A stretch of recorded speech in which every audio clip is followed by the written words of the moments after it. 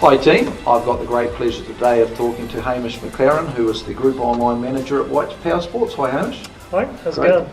I'm doing fantastic. One of the reasons I wanted to talk to Hamish is because I'm going to do a series of Q&As with millennials, and Hamish happens to be 29, so he fits right into that bracket, and I thought it'd be a great opportunity to sort of pick your brain, how you find things in the workforce, how you're finding it here, dealing with owners that are maybe more my age, and some of the advice you might give to fellow millennials or fellow young people 18, 19 that are starting to look at their career opportunities. So let's start off by asking, finding a little bit more about your background. Can you tell us a little bit about your history, what you did before Whites and how you came to be at Whites? Yep. So I studied advertising, so visual communication design, and what I found was I really enjoyed the persuasion element of it, but I didn't see myself working in the advertising industry. I don't really believe in the industry and the agency structure. Sure.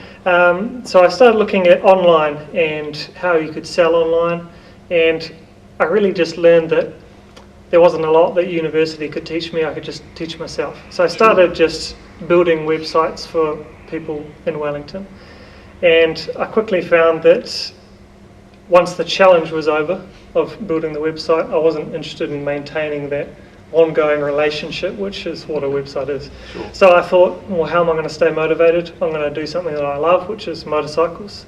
So I looked for a job in the motorcycle industry, and then the job came up at Whites, which was at the very bottom, and I just thought, I'll move to Hamilton for that opportunity. So that's kind of where I got started at Whites. So when I started here, I was digital marketing assistant. So that was a brand new role they'd created just to kind of venture into online for the first time themselves. When was that? How many years ago was that? That was 4 years ago, a couple of months ago. Okay. And so what does your current role entail? What are you sort of doing day to day, or what's your main focus? Yep. So my current role is Group Online Manager, and that is all about dealing with a lot of third parties. So our third party developers, our integrations with different ERP systems, different sales platforms, customers' websites. So it's all about how we can use our data to power other people's sales of our product. That's basically what it is. And while maintaining our own website, our own sales channels, the core functionality and day-to-day, just functionality of our website. Okay. And in that role, fitting into Whites, which is kind of like a fast-paced, let's go. Yep. How do you find you with your energy or your particular values align with Whites, and what's that like for you? I found it aligned quite well because we're small enough that we're still agile, so we can still make quick decisions and try things and fail, and it's not the end of the world. I think at larger companies, say if I went into, like local government or something like that, I think I would have clashed with that kind of environment. Sure. Whereas Whites, it's family owned, it's family run. Yes. It's not, decisions aren't made by a committee. Often it's, comes down to, you have to convince 2 or 3 people that it's the right decision. You don't have to convince, 15 shareholders or board members or whatever it may be. Okay. So I think it fit in quite well for where I'm at in terms of wanting to make an impact. Yep. I can make an impact here, so therefore it works for me. Okay. And so what I'm really interested in then is, as a 29-year-old, working with, say, Adrian or Kine, who are my age, 47, what's the biggest sort of challenges you have in that working relationship, given the different generational view on the world and all that kind of, angst maybe, or what's going on there, do you think? Yeah, certainly in the beginning it was quite difficult. We came to certain points in our projects where it was like the point to throw in the towel. Really? And it was like, the older members were kind of saying, I'm seeing a lot of expense and not a lot of benefit here. Sure. What's going on?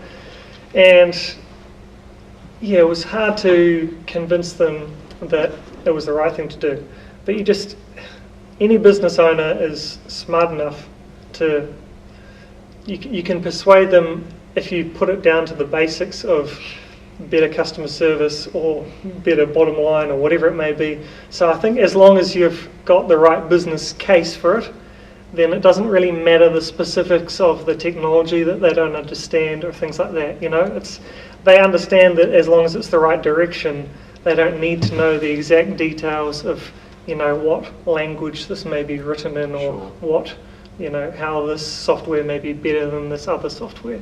Okay. So I think as long as you put forward the case as a business case that makes sense, then I think you're still going to win, even if they don't understand it fully. Sure.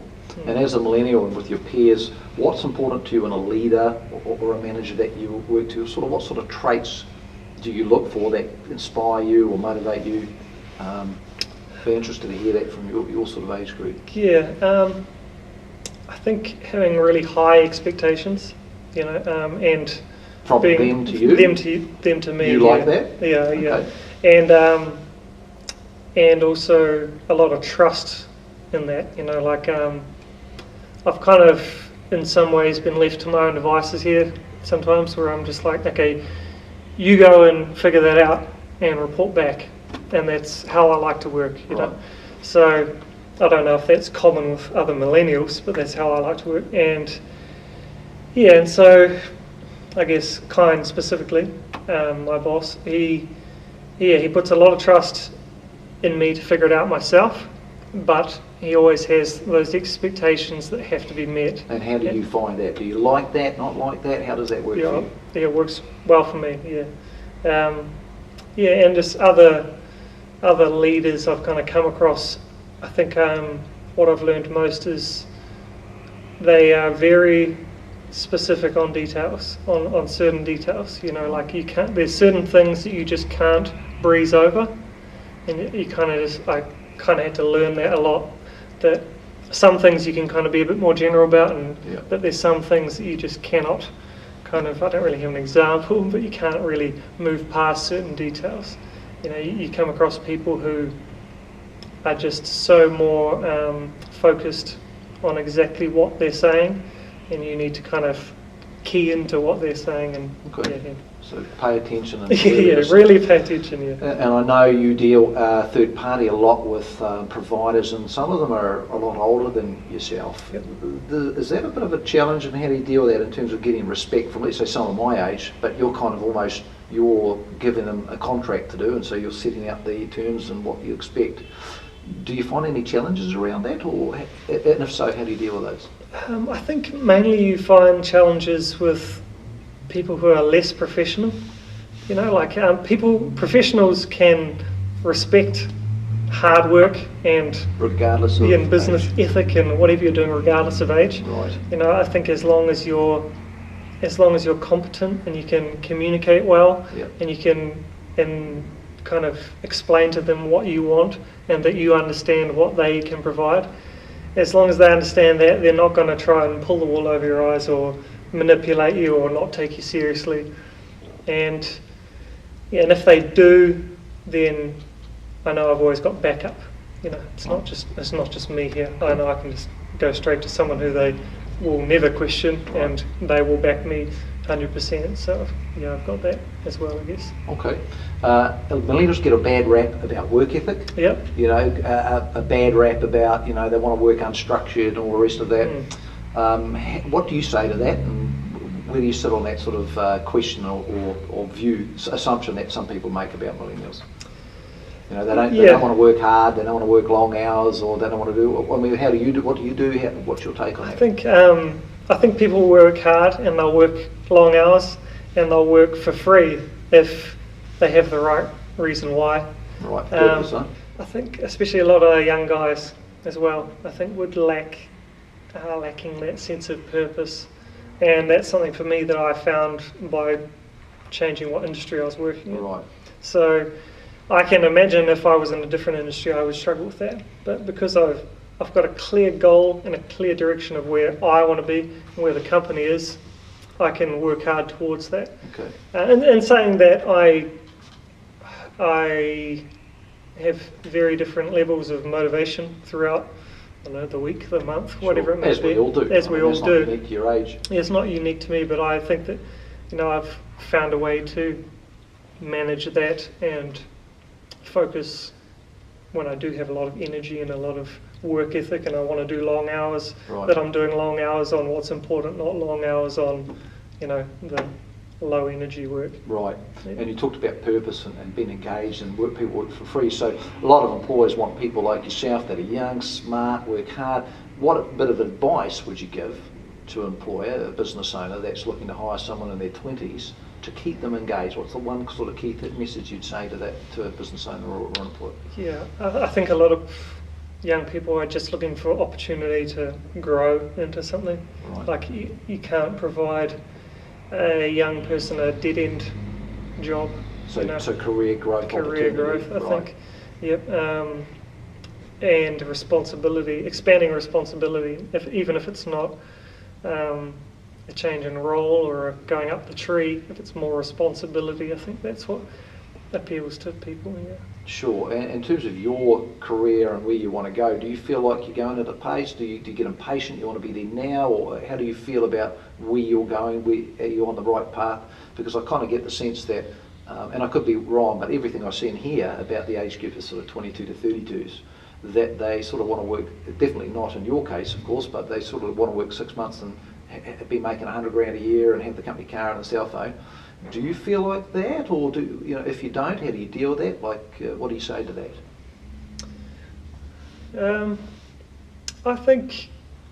I often think that things could be happening a lot quicker because you see people like Elon Musk or someone like that. Sure. You see very well-known people who have made it by the time they're X age, which is always younger than you currently are, and you think, oh, I could have done so much by now. Mm-hmm. But I think you just have to stop comparing yourself to other people, and you have to just think, where am I? Where do I want to be? You can have expectations about certain, I guess, salary levels or perks that you may want to have, but you have to communicate them with your employer, your boss. Talk about it. See if it's realistic. Because if you say that to your boss, then he's going to lay out, or they are going to lay out what their expectations are for you to meet that goal. Right. So it could be, you could work at a place 6 months and get 100 grand in a car, but it's only going to be if you're providing 100 grand in a car worth of value to the company. Plus some. Plus some. Right. So, like that would be possible if the structure was there for you to meet that, but you can't just have expectations based on not knowing what your boss wants or things like that. Yeah. Okay, great. And in terms of personal development, do you do a lot of that? I mean, do you read books? Do you watch things? What are you doing to upskill yourself as a leader and grow your knowledge, not just around your role, Yep. but as a future leader of this particular business, let's say? Yeah, I do a lot of reading, a lot of listening, watch a lot of, I find YouTube videos, like interviews like this. Sure. There's a lot of channels of that kind of information, and I think it's really valuable stuff. I do a lot of the stuff that I benefit from in terms of, I guess, leadership and work isn't specifically leadership business stuff, like it might be, I don't know, like I remember once I read, what was it? I can't remember the name of the book, like a Plato book, like Sure. like philosophy book, Absolutely. and then that would make a big impact on something related to work, Absolutely. something like that. Yep. It's not necessarily like a business manual on how to be, Sure. a good manager. You are reading, watching, and learning all the time. Yep. Okay. And if you were to give a bit of advice to a 19, 20-year-old, my daughter's 19, she's got another 3 years to go at university before she goes out into the world, in terms of succeed in the workplace, what would you say to them? What would be one key piece of advice to a 19, 20-year-old? I think you just have to find what works for you. Like, I wouldn't impose, like, I think telling someone, say for example you said to them, well, I always get up at 5 a.m. and I always go for a swim or something. Sure. So therefore, if you get up at 5 a.m. and go for a swim, you will be successful. It's just never going to work. So they need to get in touch with themselves. So that's Yep. right. And How do they do that? They have to start thinking about it. They actually have to stop and think, what do I want? What are my values? Where do I see myself? That kind of thing. Stop thinking about it in terms of where they sit amongst other people, Right. but just, Right. who am I? That kind of stuff. Absolutely. See my talk on ego, because Hamish has referred a couple of times to your ego, how he deals with it, and be aware of your ego. What about if you weren't doing this, sort of what would you be doing? Would you still be doing this if you could do something else, or would you, if I waved a magic wand, you could do anything you want, what would it be? I'd still be in the motorcycle industry. I would be still involved with selling something online. Right. That's what it'd be. Right now it's wholesale, but if I didn't work here, I would probably be in retail and either running my own motorcycle parts and accessories website, or somewhere in the field, maybe in a magazine or something like that. So kind of doing what you're doing now, really? Yes, Yeah. very similar, yeah. Yeah. So I guess translation is I'm pretty happy where I am. Great. And do you have sort of a routine for your morning or your day that gets you going, gets you centred, gets you ready, or do you just get up and go to work? What's your pattern routine to get centred, to prepare yourself so you can achieve everything you need to achieve in the day and at a certain energy level? In the morning, I do just kind of get up and go to work, but in the evenings, lately I've made a conscious decision to do more after work. So 3 nights a week I try and do 2 nights a week exercise, and 1 night a week upskilling in some way. Like recently I just finished a welding course as an example. Wow. So I found that by going home and just relaxing after work, I got less energy than doing something. So I'm just trying to do more after work, and then that in turn gives me more energy in the morning. Absolutely. For the day. Yeah. Absolutely. Great point. And for all of you millennials watching this, when you finish work, my question is, what are you doing with that time till you go to bed? So, turn it into something productive. If you were to finish up here, if you were to say anything at all to the millennials to finish up without me asking you, prompted, you've got the camera. What's your message to millennials going into the workplace and trying to sort of get to leadership positions like yourself at a young age? What you have to do is you have to prove yourself first. You have to earn the trust of your employer, and you have to not go in kind of swinging from day one. There's a lot of learning you have to do before you can put in your 2 cents. My design teacher back at high school said, first you have to be a sponge, and then you have to be a funnel. So don't forget. That's pretty cool. Yeah, don't forget the sponge parts. You gotta soak up as much information as you can before you can convince other people that your decision's the right decision. That is a great way to finish. Great advice. Hey Hamish, thank you so much for joining me today. Cheers. I really appreciate it. Thank you, no worries.